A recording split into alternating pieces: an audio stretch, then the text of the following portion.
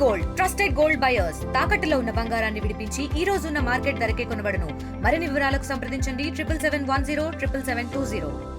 విశాఖలో గత 4 రోజుల నుంచి ఈ స్విగ్గీ బాయ్ని పై దాడి చేసిన ఘటనలో అయితే మొత్తం వివాదం అయితే రేగింది. అయితే ఈ ఆక్సిజన్ టవర్స్ 29వ ఫ్లోర్ 14వ ఫ్లాట్లో ఉన్న ఓనర్ ప్రసాద్ అయితే ఎవరున్నారో విచక్షణారహితంగా ఆ డెలివరీ బాయ్ని కొట్టడం, ఈ నేపథ్యంలో ఆయనకి అరెస్ట్ చేసి రిమాండ్కి అయితే తరలించడం అయితే జరిగింది. అయితే పాటు ఈ స్విగ్గీ బాయ్స్ మొత్తం ఈ ఆక్సిజన్ టవర్ని అయితే మేము అక్కడికి వెళ్ళే విధంగా మేము డెలివరీ అయితే ఇవ్వము, మేము బ్యాన్ చేసామని చెప్పి వీళ్ళైతే తెలియజేస్తున్నారు. మనతో పాటు ఈ స్విగ్గీ బాయ్స్ అయితే ఉన్నారు, వాళ్ళని అడిగి తెలుసుకుందాం. చెప్పండి, ఏం చెప్తారు మీరు, ఎందుకు ఆక్సిజన్ టవర్ని బ్యాన్ చేయడం జరిగింది? సార్, అనిల్ అనే కుర్రవాడిని చాలా క్రూరంగా అవమానసంగా కొట్టడం వల్ల మేము అందరూ ఏకమయ్యాం సార్. ఇంకా మరి ఆక్సిజన్ టవర్ రూల్గా అయితే సార్ ఎక్కడ సార్ మరి ఇంకివ్వకూడదు సార్. ఫుడ్ సెక్యూరిటీకి ఇచ్చేసి ఆప్షన్ ఒకటే సార్, 6 మంత్లో ఇచ్చేస్తాం కాబట్టి ఏం లేదు సార్. ఇంకా వాళ్ళకి పనిష్మెంట్ ఏంటి సార్? అంత కుర్రోడిని అంత మరి ఫ్లాట్లో చుట్టుపక్కల ఎవరు లేరా సార్ అంతలాగా కొట్టడానికి? మమ్మల్ని మొత్తం బాధ పెట్టారు సార్. బాధ పెట్టినందుకు కానీ మేము వాళ్ళకి అసలు ఏ విధంగా కూడా మేము ఇంకా ఫుడ్ అందించదలుచుకోలేదు సార్. సెక్యూరిటీ ఆప్షన్ పెట్టాను సార్, సెక్యూరిటీకి ఇచ్చి వెళ్ళిపోతాం సార్, అంతే సార్. ఆయన అదే అరెస్ట్ చేశారు, శిక్ష అయితే విధించారు, అయినా సరే మీకు కోపం తగ్గలేదా? ఏం చెప్తారు మీరు? సార్, కోపం తగ్గలేదు అంటే సార్, కుర్రోడిని అంతమంది కొట్టిన ఫ్లాట్లో ఎవరో లేరు సార్, ఎవరు చూడలేదు. ఆపడానికి కూడా ఎవరు ట్రై చేయలేదు సార్. బట్టలు ఇప్పేసి కొట్టే అంతలాగా చేశారంటే మరి వాళ్ళందరూ చుట్టుపక్కల చూసే వాళ్ళందరూ మనుషులు అంటారా కాదా సార్? చుట్టూ అందరూ చూస్తున్నారు కదా, వాళ్ళందరూ మనుషులు అంటారా? ఫ్లాట్లో ఎవరు లేరా చెప్పండి? సెక్యూరిటీ గార్డులు బట్టలు ఇప్పేసి కొట్టారంటే ఎంతవరకు కరెక్ట్ సార్? అందుకే అంటున్నాం సార్, మేమైతే సరే ఇంకా ఆక్సిజన్ టవర్ అనే దగ్గర అపార్ట్మెంట్కి మేమైతే ఫుడ్ లోపల పట్టుకెళ్ళాం సార్. ఇప్పుడే కాదు, ఎప్పుడు కూడా పట్టుకెళ్ళాం సార్. మేము డ్యూటీలు చేసినంతకాలం లోపలికైతే తీసుకెళ్ళే ప్రసక్తి లేదు సార్. చెప్పండి, ఏం చెప్తారు మీరు? ఇప్పుడు మన విశాఖపట్నంలోని ఒక ఆక్సిజన్ టవరే కాదు సార్, ఇంతకంటే పెద్ద పెద్ద ఎంబీబీ సిటీ లాంటి, పనోరమ మిల్స్ లాంటి ఒక పెద్ద పెద్ద అపార్ట్మెంట్లు ఉన్నాయి. ఆక్సిజన్ టవర్కు ఉన్నంత అంటే వాళ్ళ యొక్క ప్రవర్తన ఇంక వేరే దేనికి లేదండి. ఆఖరికి సెంట్రల్ లిఫ్ట్లో కూడా మమ్మల్ని ఏదంటే పనిచేసిన వాళ్ళంటే ఒక చిన్న చూపండి, లోపల కూడా పంపించారు. సెక్యూరిటీ గార్డులు ఎంత హీనంగా మాట్లాడతారో తెలుసా అండి? మీరు అక్కడికి వెళ్తే అసలు మమ్మల్ని అయితే కూడా పట్టించుకోరు. మీరు అట్టించేయాలండి. ఇప్పుడు అక్కడ ఆక్సిజన్ టవర్లో 2 బ్లాకులు ఉంటాయి, BA 2 ఉంటాయి. ఏ బ్లాక్కి వెళ్ళాలంటే మీకు కిలోమీటర్ నడ లోపలికి బండి అలౌ చేయరు. ఒక లిఫ్ట్ ఉంటుంది, సర్వీస్ లిఫ్ట్ ఉంటుంది. సర్వీస్ లిఫ్ట్ అందులో మేట్స్ రావాలి, డెలివరీ బాయ్స్ రావాలి. ఎవరైనా సరే హౌస్ షిఫ్ట్ అయినప్పుడేమో సామాన్లు అందులో పెడతారు. ఒక ఫ్లోర్ 30 ఫ్లోర్ పెట్టడానికి మేము 20 నిమిషాలు పడుతుంది తెలుసండి. ఒక ఫ్లోర్ వచ్చేసరికి. అయినా సరే మేము అన్నీ తెగించుకొని మా కుటుంబం కోసం మా కోసం మేము బయలుదేరి మేము అక్కడికి ఇస్తున్నా కనీసం ఒక్కసారి కూడా మమ్మల్ని అక్కడ మనుషులా అయితే చూడరు, పక్క అయితే మనుషులా చూడరు. ఎందుకంటే పెద్ద అపార్ట్మెంట్ మేము వెళ్ళాం కానివ్వండి, ఆక్సిజన్ టవర్ అంత దారుణం అయితే ఇంకెక్కడ లేదు. కానీ ఇది మాత్రం చాలా చాలా దారుణమైన విషయం సార్. ఒక మనిషిని అలాగ కొట్టి, అది పట్టపగలు, అర్ధరాత్రి కూడా కాదు, పట్టపగలు కొడుతున్న చుట్టుపక్కల సెక్యూరిటీ గార్డులు అందరూ ఆపడానికి కూడా ట్రై చేయలేదు. మా బాధ ఏంటంటే అక్కడ ఉన్న వాళ్ళు బాయ్స్ అడిగారు, అక్కడ ఉన్న మేట్స్ అడిగారు, అక్కడ ఉన్న గార్డ్ కానీ అక్కడ ఉన్న వాళ్ళు ఎవరు కానీ వాళ్ళు అడగలేదు. అదే చాలా బాధాకరమైన విషయం.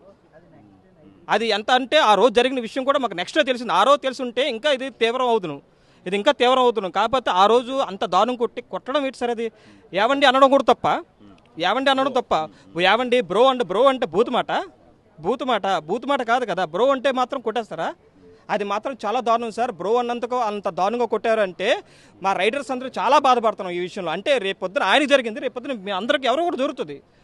ఇది మాత్రం మీ మాత్రం ఒక 6 నెలలు కాదు సార్, అదైతే మాకు బ్యాన్ చేయాలి. మాకు అసలు పైకి కూడా మీ వెళ్ళం. ఇంకా చెప్పండి, ఎంత కష్టపడుతున్నా మీ మనోభావాలు అయితే దెబ్బతినే అంటారు, ఏమంటారు, ఏం చెప్తారు? అండి అసలు అబ్బాయి కొడుతున్నప్పుడు కంప్లీట్ అందరు ఉన్నారంట అక్కడ అపార్ట్మెంట్లో దగ్గర ఉన్న వాళ్ళు మొత్తం చూస్తున్నారంట. ఆల్మోస్ట్ వాళ్ళు మాకు తెలిసి అట్లీస్ట్ ఒక 30 మంది అయినా ఉంటారు అక్కడ.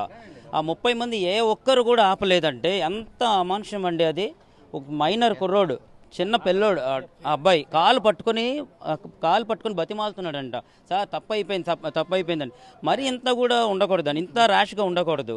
అంటే జనాలు అందులో ఒక్కరికి కూడా ఒక హృదయం కదలలేదండి వాళ్ళకి. అబ్బాయిని అంతగానో కొడుతుంటే ½ అవర్ కొట్టారంటే కట్టె విరిగి అంత కొట్టారంటే అంత పెద్ద తప్పు ఏం చేశాడండి అబ్బాయి? అంత పెద్ద తప్పు ఏం చేశాడు? ఎవరినైనా ఏమన్నా ఇక్కడ సార్ని ఏమైనా రాంగ్గా మాట్లాడు బ్రో అని సంబోధించినందుకు ఇదంతా బ్రో, ఒక చిన్న మాట బ్రో అన్నందుకు బ్రో అంటే తప్పే ఉంది. అన్నయ్య అన్నాడు కదా, అన్నయ్య అనడానికి తప్పేం లేదు కదా దాంట్లో.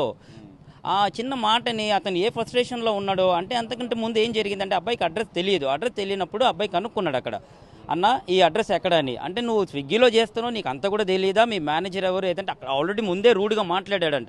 అబ్బాయి అలా వెతుక్కొని అడ్రస్ కనుక్కొని అక్కడికి వెళ్ళేసరికి అక్కడ కూడా ఏం మాట్లాడలేదు. అతనితో డోర్ తీసాడు, ఆ అమ్మాయి పని మనిషి వచ్చింది, ఆర్డర్ ఇచ్చాడు, డోర్ దగ్గర ఆర్డర్ ఇచ్చి లిఫ్ట్ దగ్గరకు వచ్చాడు. లిఫ్ట్ దగ్గరకు వచ్చినప్పుడు అమ్మాయి మళ్ళీ రిటర్న్ పిలిపించిందంట. పిలిపించిన తర్వాత అక్కడ మొత్తం అంతా అతను ఆ ఫ్రస్ట్రేషన్ అంతా అబ్బాయి మీద చూపించుకొని అయిపోయింది కదా, అక్కడి నుంచి వెళ్ళిపోయాడు.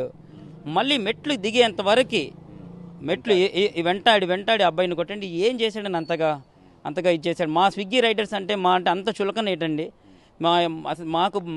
మాకేంటంటే సొసైటీలో మాకు రెస్పెక్ట్ లేదండి. కానీ మేము కాల్ దగ్గరికి తీసుకెళ్ళి ఇస్తున్నాం కదా. మీకు స్విగ్గీ చెప్తున్నానంటే కొంతమంది జీనీ ఆర్డర్స్ అని ఉన్నాయి మాకు. ఆ జీనీ ఆర్డర్స్లో మేము చీరలు కూడా ఇస్తున్నామండి.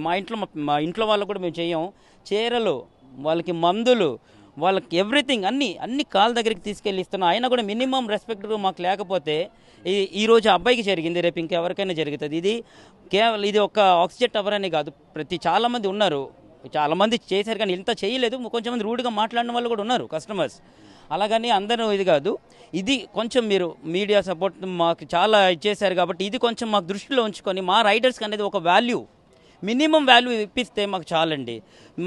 మాకు మేమేం చేయవచ్చు, మా చిన్న పిల్లలు కాదండి, మాకు వయసు వచ్చి మేము కూడా ఉన్నాం. కానీ అన్నీ చంపుకొని మేము పని చేస్తున్నాం. 4 కిలోమీటర్లు 5 కిలోమీటర్లు కేవలం 20 రూపాయల కోసం 4 కిలోమీటర్స్ వెళ్తున్నాం. మేము ఎంత మనసు చంపుకొని వెళ్తున్నామండి. మాకు 20 రూపాయలు ఇస్తే 3 కిలోమీటర్లు 20 రూపాయలు. 20 రూపాయల కోసం మేము ఎంతెంత దూరం మేము వెళ్తున్నామండి. ఈ ఎంవీపీ నుంచి మేము జగదాంబకి వస్తే మాకు 24-25 రూపాయలు ఇస్తున్నారండి.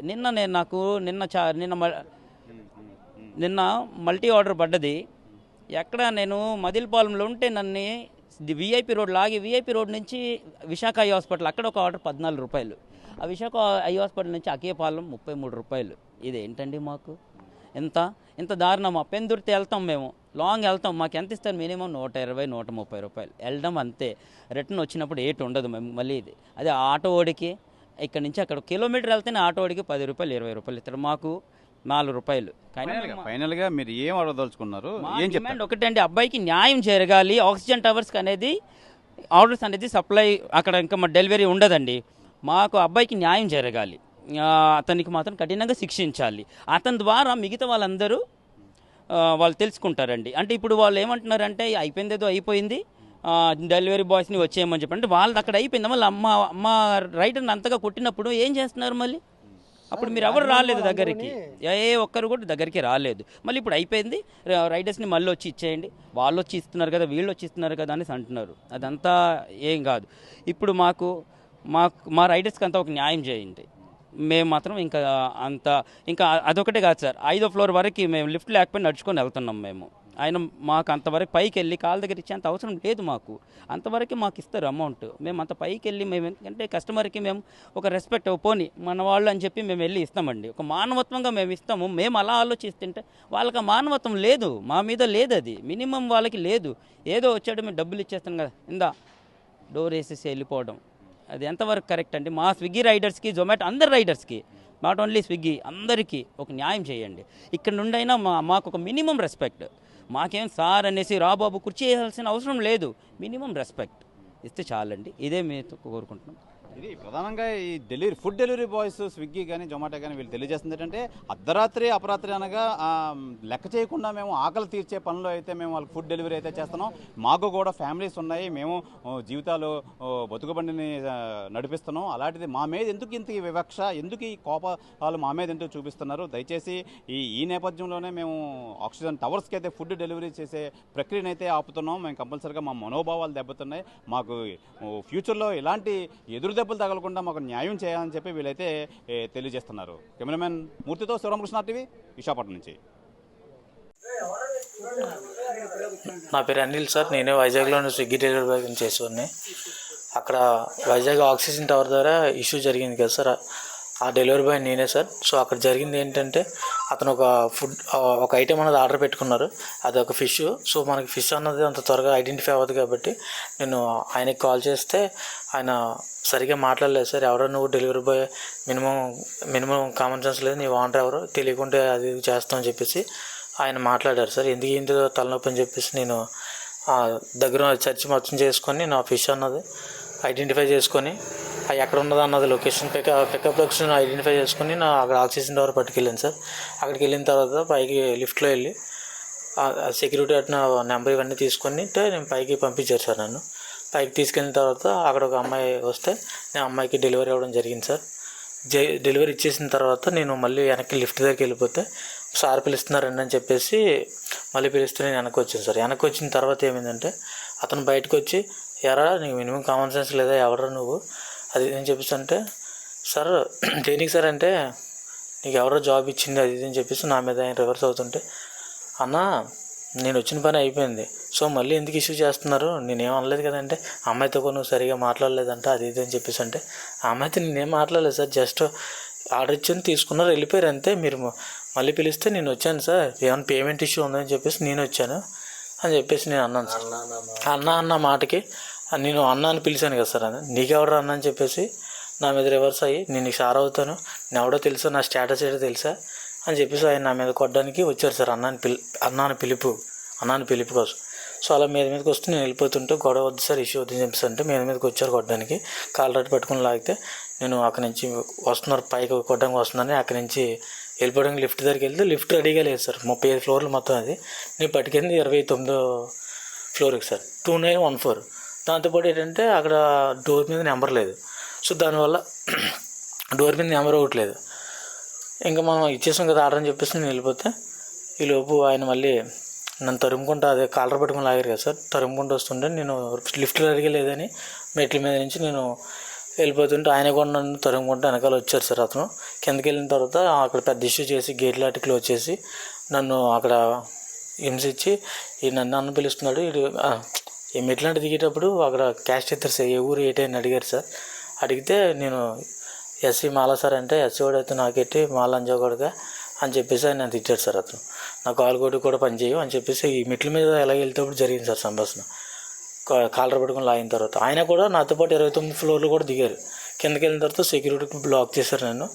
అక్కడ నన్ను ఆయన చెక్కెట్ కొట్టడం అన్నీ జరిగాయి సార్. నన్ను అన్నని పిలుస్తున్నాడు అని చెప్పేసి ఆ అమ్మాయితో కూడా సరిగా మాట్లాడలేదంటే, ఆ అమ్మాయి కింద పిలిపించి ఏం జరిగిందంటే, వచ్చారు డెలివరీ ఇచ్చారు తీసుకున్నాను, మళ్ళీ సార్ పిలిస్తే వచ్చారని చెప్పేసి ఆ అమ్మాయి బాగానే చెప్పింది సార్. మరి ఇక్కడ తప్పేముందంటే, ఎవడరా నువ్వు అది ఇది అని చెప్పేసి, నా స్థాయి ఏంటి నీ స్థాయి ఏంటి అని చెప్పేసి అక్కడ నేను గంజా కేసులు అడిగిస్తాను అది ఇది అని చెప్పేసి అని చెప్తుంటే, ఈ లోపు ఇదంతా బయట ప్రజలు నెక్స్ట్ డెలివరీ బాయ్స్ అక్కడికి వచ్చిన వాళ్ళందరూ చూసి ఎందుకు అలా కొడుతున్నారు అది ఇది అని చెప్పేసి అడిగితే, వాళ్ళు కూడా మీరెవరు నాకు చెప్పిందని చెప్పేసి వాళ్ళు కూడా బెదిరించి నన్ను మొత్తం చిత్రహింసలు చేశారు సార్. అక్కడ ఈ అందరూ వాళ్ళకి సంబంధించిన అందరూ చూస్తున్నారు తప్పించి ఎవరో గొడవ ఆపట్లేదు సార్. అక్కడ కొట్టేటప్పుడు గొడవ ఆపట్లేదు. నెక్స్ట్ ఇంకోటి ఏంటంటే, వీళ్ళందరూ నా కోసం బయటని ధర్నా చేస్తున్నారు కదా సార్, ఆ అబ్బాయిని ఎందుకు కొడుతున్నారు అది ఇది అని చెప్పేసి అంటే, వీళ్ళు వచ్చేసి ధర్నా చేస్తున్నారని చెప్పేసి నాది తప్పు పట్టించాలని చెప్పేసి నాది లోపల ఆల్రెడీ ట్రాగ్ ఉంది సార్, షర్ట్ ప్యాంట్ తీసేసి నువ్వు బయటికి వెళ్ళి, అలాగైతే నేను ఎక్స్క్యూజ్ చేస్తాను లేకపోతే లేదు, అది కూడా నీది తప్పు అని రాయని చెప్పేసి అంటే నా చేత 2 లెటర్లు రాయించుకున్నారండి